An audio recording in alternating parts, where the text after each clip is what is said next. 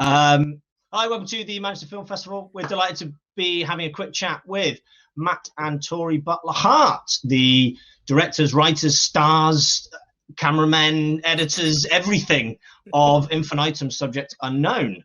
Hey, guys. Hello. We didn't edit it. That's the one thing. Didn't edit it. Yeah. All the music. We didn't do the post-production side, but we did all the other bits. Yeah. But hello. Thanks for having us. Yes, I watched you doing a lot of it on Instagram over lockdown. So this film was conceived, shot, everything during the first lockdown in the UK. Yeah, the first sort of full one where we weren't officially allowed to do anything, hence us sort of taking on all the roles. So we did have sort of crew working with us, but they were working remotely. So we'd send footage off to the editor and VFX and grading and that sort of stuff. But yeah, apart from that, it was just the two of us on set for the entire time. Wrote it in 4 weeks. Wrote it in 4 weeks, and then shot it in about 4.5 weeks. 4.5. Yeah.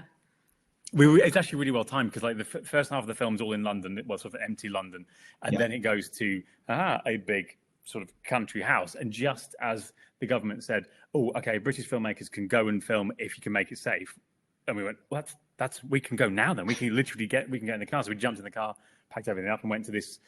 Where are we? Roxton College. Your second home. Our second home, yeah, not this one, but yes, yeah. But yeah, so this is actually a part of an American college that allowed us to film that. But the entire place is empty, and it is again now, apart from someone on the security sort of lets us in, all very safe.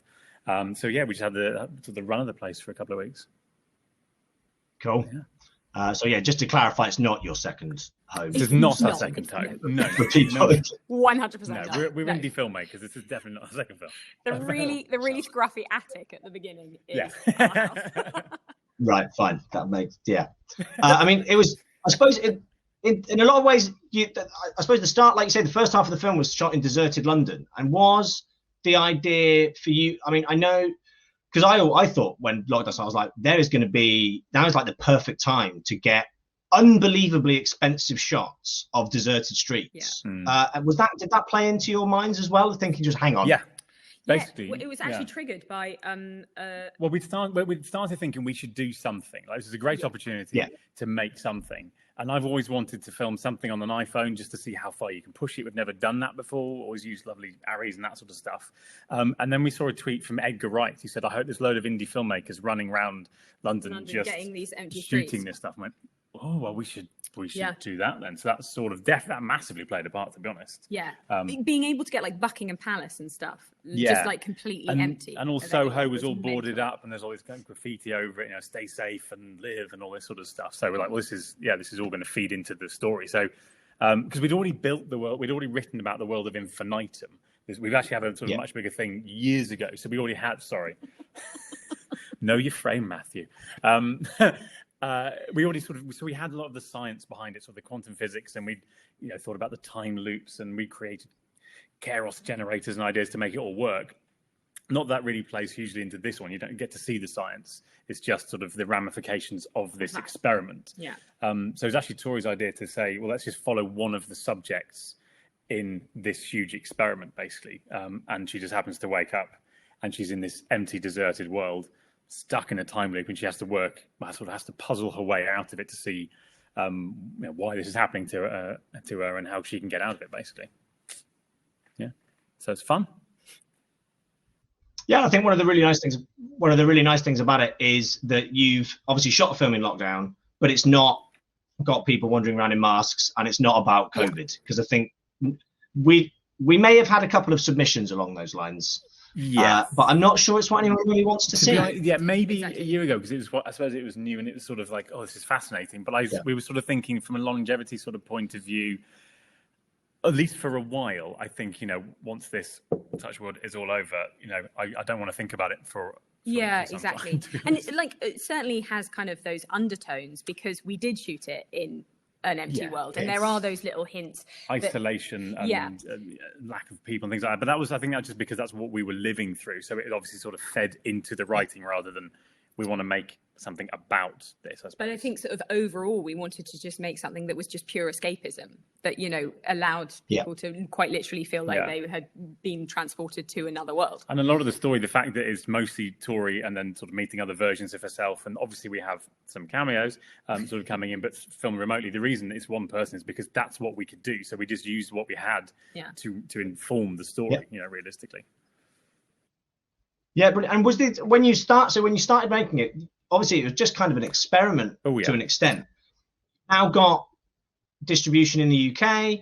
I think you've got distribution. Have you got some distribution wider than the UK now as well? Australia, New Zealand, America, parts of Asia. Apple are now on board because they've seen it and gone, oh, you can do that with an iPhone. Okay, great. So we're like going to be like their poster people for a while, which is great. So yeah, it's kind of and obviously we did not expect. We didn't even think people would ever see this. We were putting it on social media just to kind of go, oh, look what we're doing. We're a bit mad, just to keep ourselves sane, to be perfectly honest.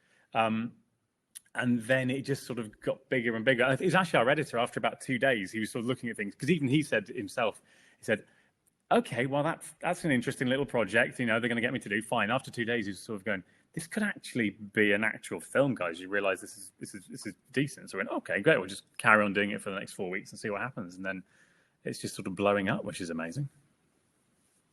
Yeah, but we're delighted. I mean, this is the premiere of the film today. Yes. Yeah, very few people have seen this, which is very few. Slightly scary, to be perfectly honest. So I hope people like it. Yeah, well, we'll be doing a Q&A afterwards. I'm sure there'll be questions. You've met your Q&A host many a time. We have. The lovely Tom. For those people watching this, Matt and Tori are very old friends of the festival. You played the first ever festival with your film Two Down. Yeah. You've been back with the other film, The Isle. You've been on the jury pretty much every year, I think.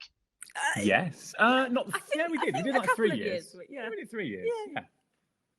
Yeah. And you've been, most of the time you're attending the festival as well. So like you're attending the festival this year, but virtually. But it's a rare one where we don't have you physically in Manchester with us. I know, it's weird. We look forward to it so much as well. It's so much fun.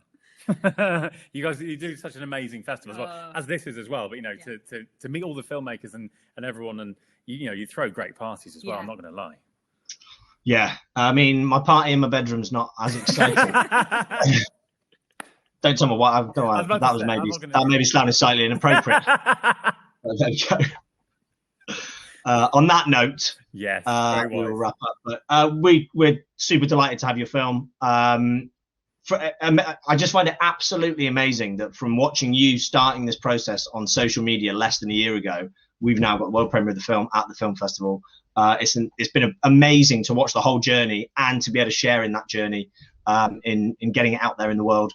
And we'll be promoting it as much as we can when you release next week. And we can't wait to see what you guys do next, because it's always fantastic. Mm-hmm. Thank you so much, Neil. Thanks for having us.